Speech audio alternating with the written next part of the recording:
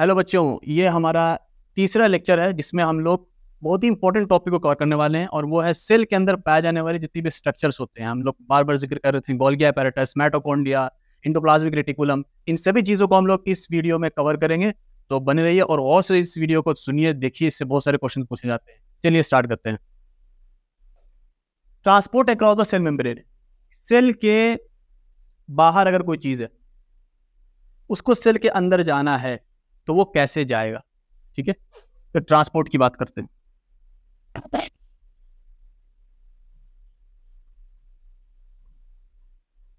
Transport सबसे पहले समझिए दो तरह से होगा। एक होता है पैसिव ट्रांसपोर्ट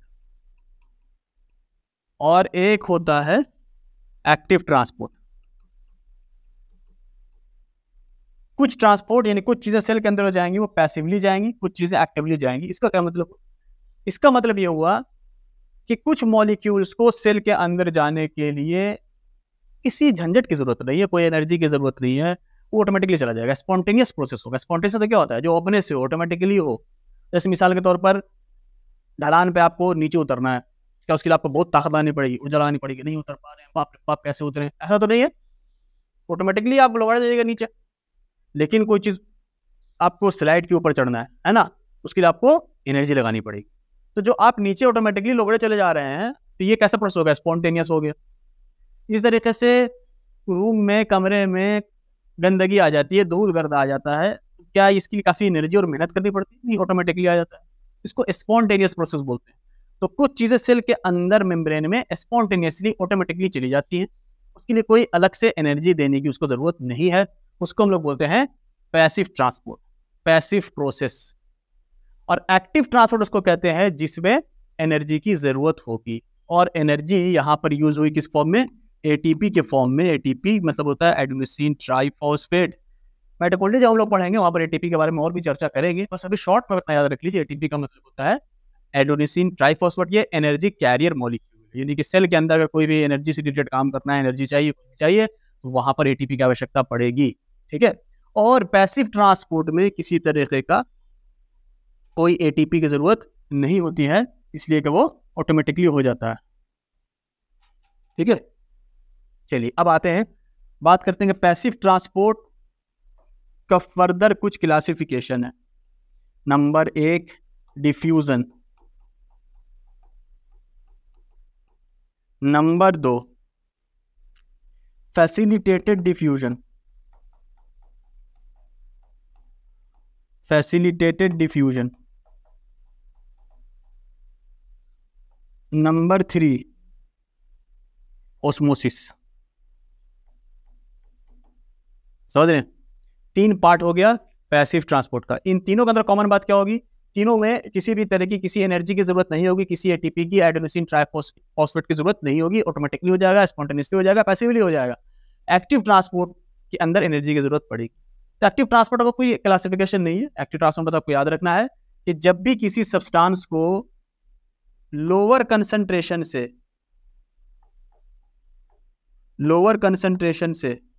हायर कंसंट्रेशन की तरफ जाना हो,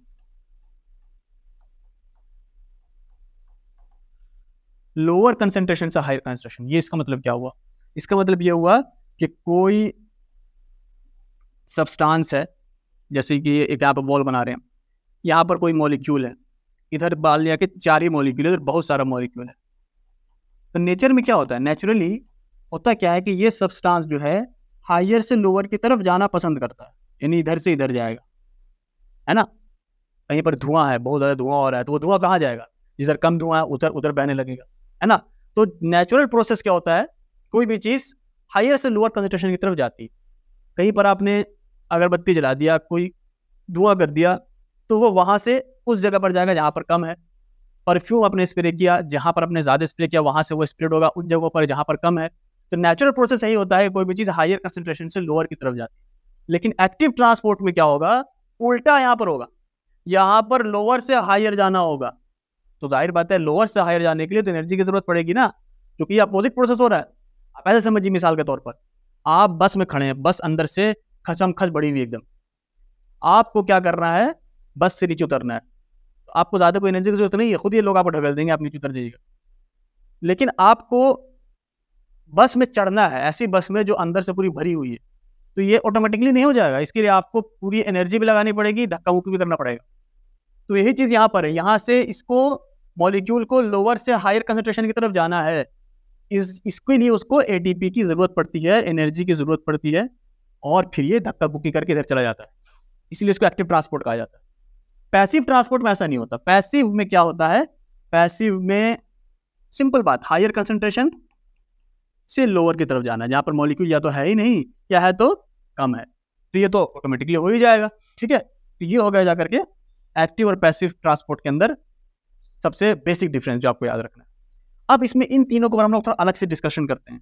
डिफ्यूजन, फैसिलिटेटेड डिफ्यूजन, ऑस्मोसिस, इन तीनों में क्या डिफरेंस है। पैसिव एक्टिव में डिफरेंस आपको क्लियर हो गया होगा, लेकिन अब इन तीनों के अंदर अलग अलग क्या बात है। कॉमन बात यही है कि ये ऑटोमेटिक होगा, लेकिन अलग बात को समझते हैं। चलिए देखिए, सबसे पहले बात करते हैं शॉर्ट में डिफ्यूजन।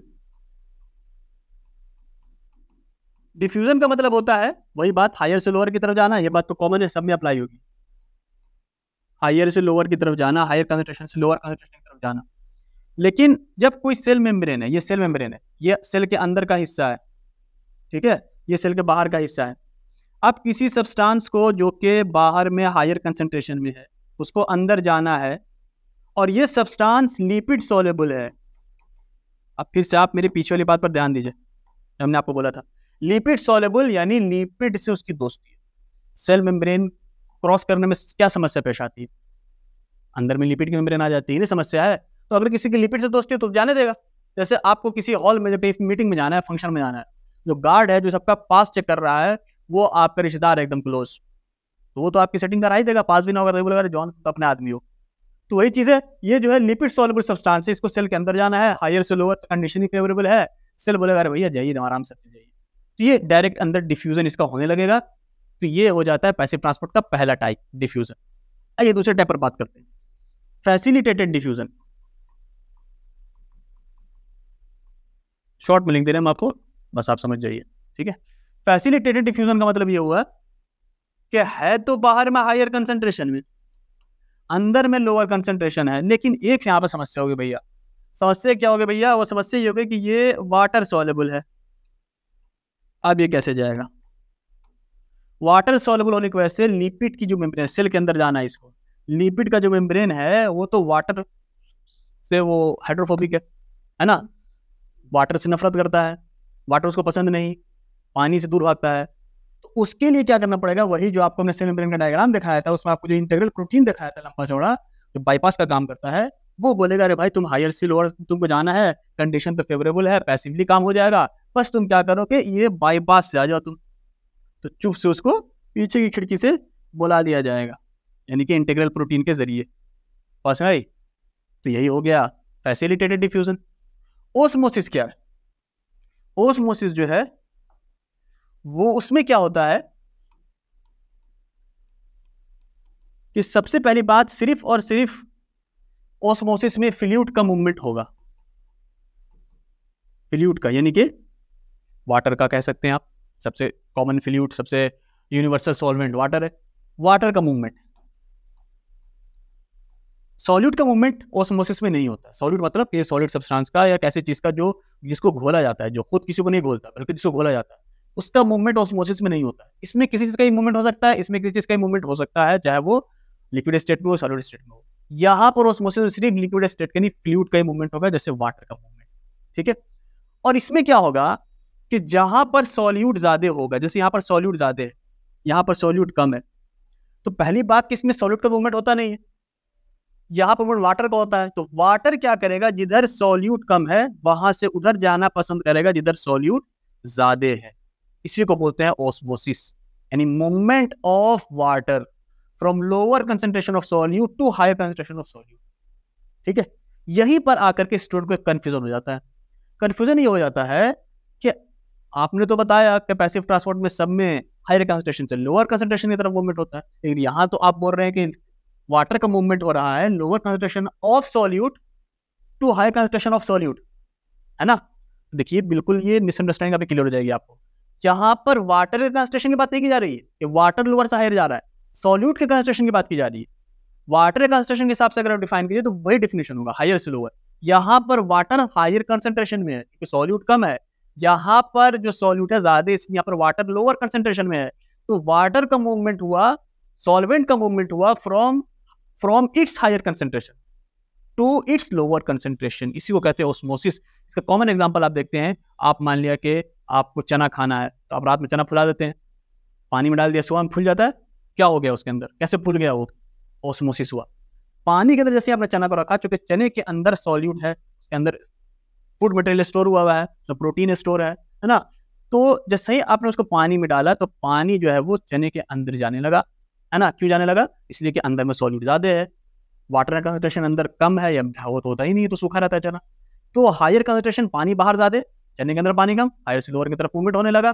यही तो ऑस्मोसिस है, ठीक है। बस ऑस्मोसिस के लिए और फैसिलिटेटेड डिफ्यूजन के लिए शर्त यह है कि इसमें एक सेल होना चाहिए, लिविंग मेम्ब्रेन होना चाहिए, वहीं पर होगा ये दोनों।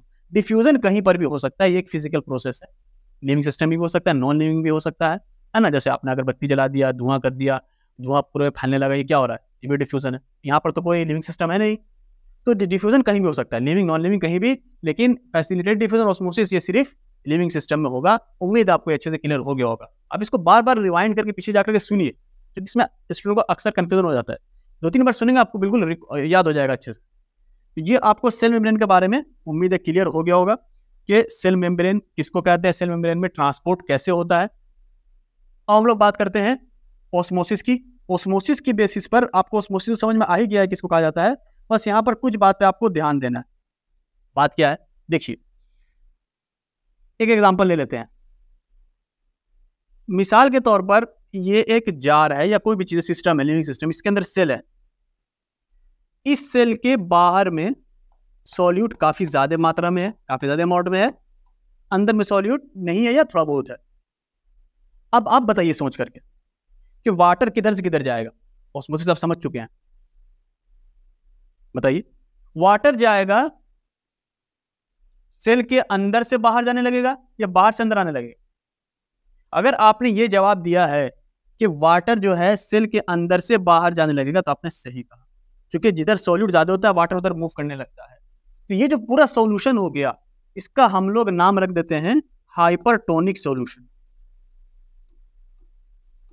हाइपरटोनिक सॉल्यूशन में वाटर सेल के अंदर से बाहर जाने लगेगा, सेल हाइपरटोनिक सॉल्यूशन में श्रिंक हो जाएगा, सिकुड़ जाएगा, है ना। जाहिर बात है, पानी इसके बेचारे के बाहर चला गया, सिकुड़ गया, ठीक है।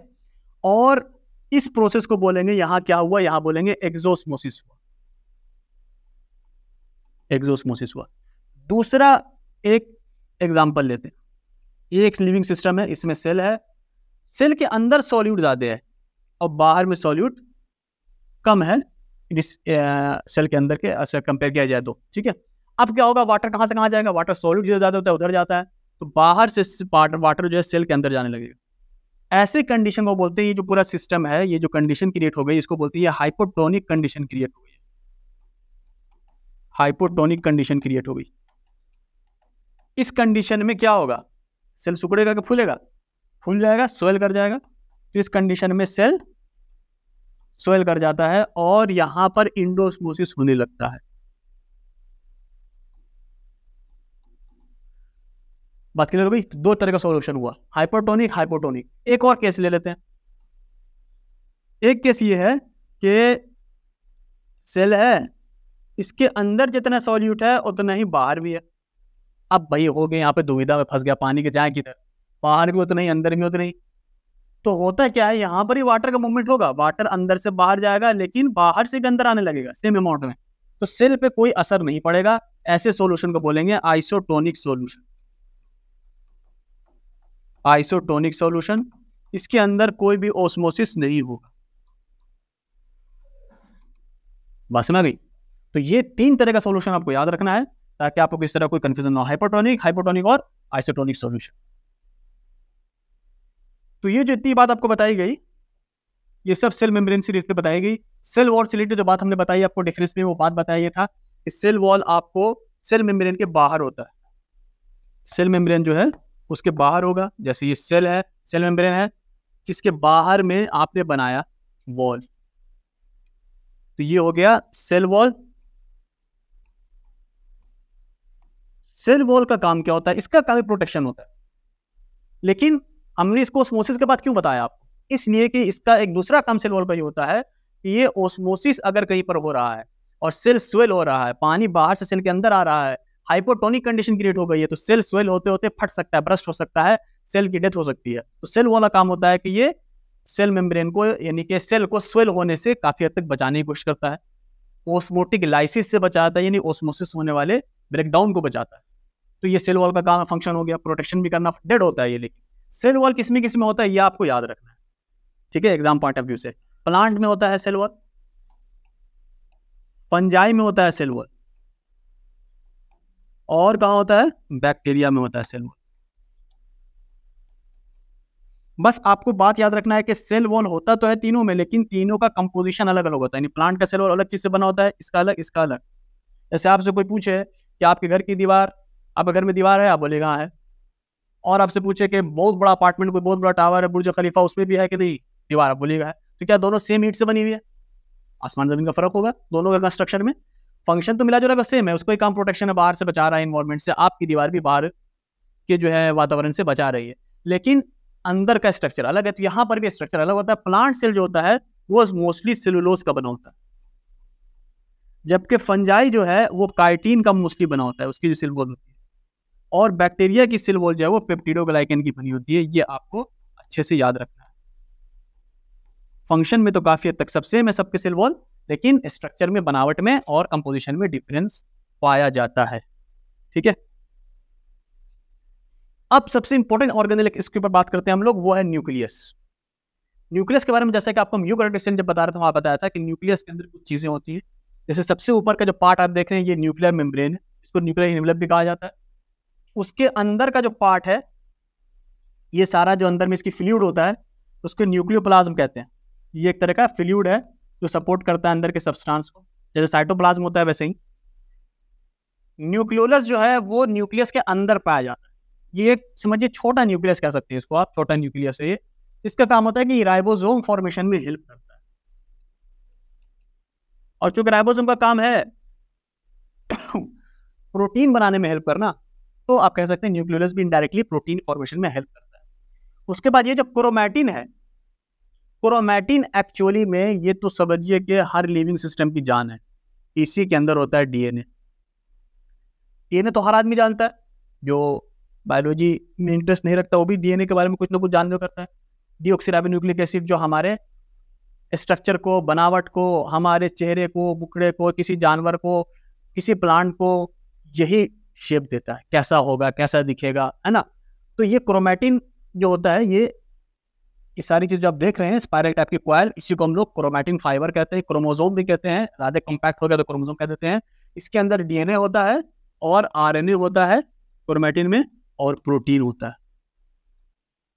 डीएनए, आरएनए और प्रोटीन, ठीक है।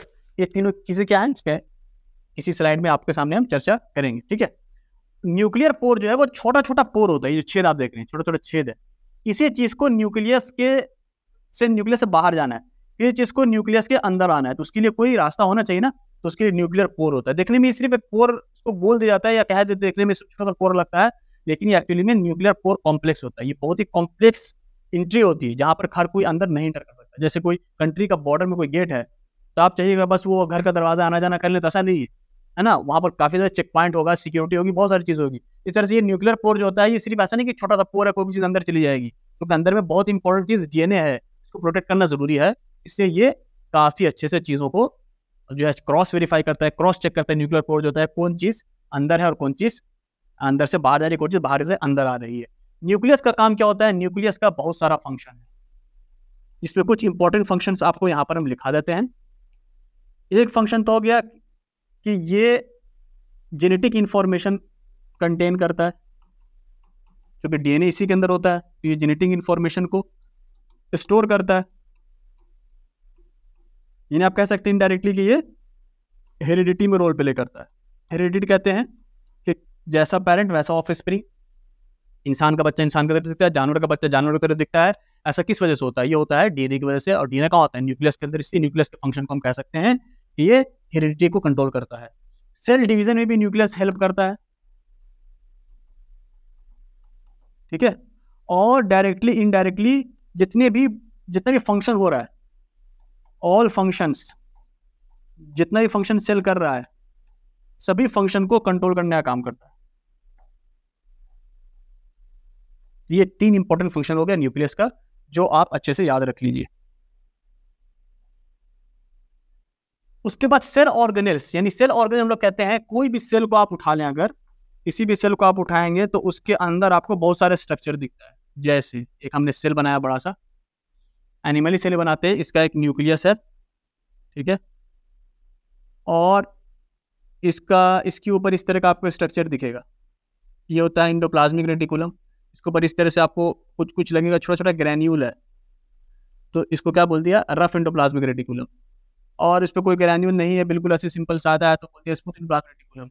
आपको इस तरह से स्ट्रक्चर अंदर में दिखेगा। इन सबके ऊपर हम लोग चर्चा करेंगे। गोल्गी बॉडी हो गया है ना, इस तरह से आपको छोटा छोटा स्ट्रक्चर दिखेगा पूरे सेल में, राइबोसोम हो गया। ये सभी चीज़ें जो होती हैं, आपको माइटोकॉन्ड्रिया हो गया, ये सभी चीज़ें जो होती हैं इन सबको हम लोग सेल ऑर्गेनेल्स कहते हैं, जो कि सेल के फंक्शन को कंट्रोल करता है।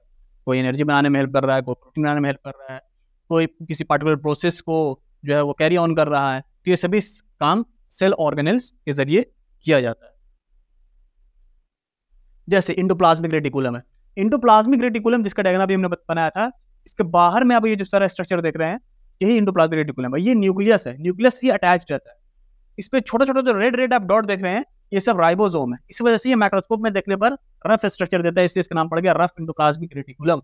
और ये जो आप देख रहे हैं, ये अलग चीज है, गोल्गी apparatus, के बारे में अलग से चर्चा करेंगे। इतनी चीज पे आप ध्यान दीजिए, ये जिसके ऊपर डॉट डॉट दिखाया गया है, ये रफ इंडोप्लाज्मिक रेटिकुलम है। इस पे डॉट डॉट नहीं है, वो स्मूथ इंडोप्लाज्मिक रेटिकुलम है। और ये छोटा छोटा डॉट आप देख रहे हैं रेड कलर का, ये एक्चुअली में क्या है, ये राइबोसोम है।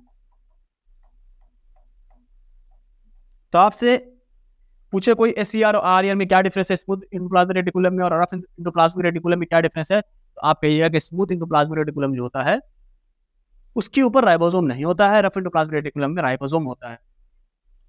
RER का, रफ इंडोप्लाज्मिक रेटिकुलम का काम होता है प्रोटीन फॉर्मेशन। प्रोटीन फॉर्मेशन में ये हेल्प करता है, प्रोटीन फॉर्मेशन में हेल्प करता है, चूंकि राइबोसोम इससे एसोसिएटेड है। और हमने आपको बताया था न्यूक्लियस में, बताया था आपको कि न्यूक्लियस में जो न्यूक्लियोलस होता है वो राइबोसोम बनाता है। वही न्यूक्लियोलस से जो राइबोसोम है बन करके smooth endoplasmic reticulum, sorry rough endoplasmic reticulum के ऊपर जा करके बैठ जाता है।